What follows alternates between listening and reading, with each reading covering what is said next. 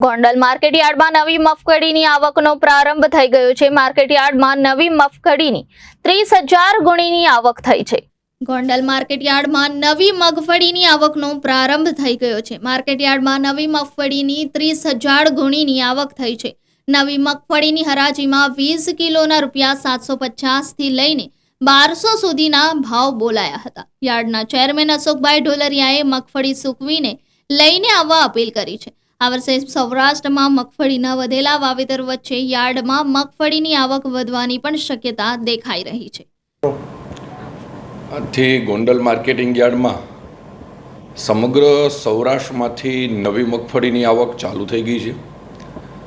આ મગફળી વેચવા માટે સમગ્ર સૌરાષ્ટ્રના ખેડૂતોની એક જ પસંદ હોય છે ગોંડલ માર્કેટિંગ યાર્ડ।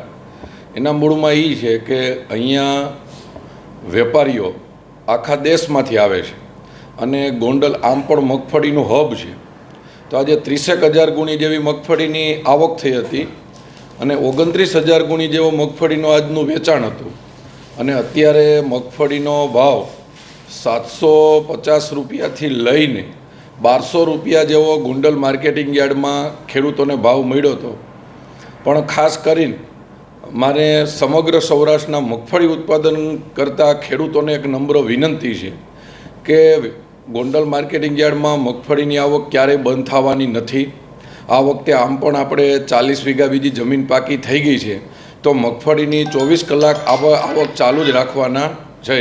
તો પોતાનો માલ સૂકવીને આવે, સૂકવીને માલ આવવાનું મૂળ કારણ એ છે કે આપણે જે મહેનત કરી અને મગફળી પકાવી છે તો આપણી મગફળીનો ભાવ આપણને સારો મળે।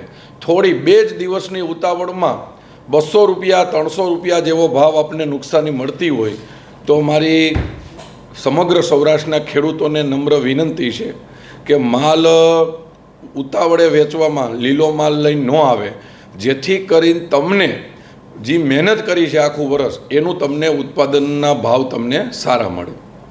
Bureau report Janadesh news, Rajkot.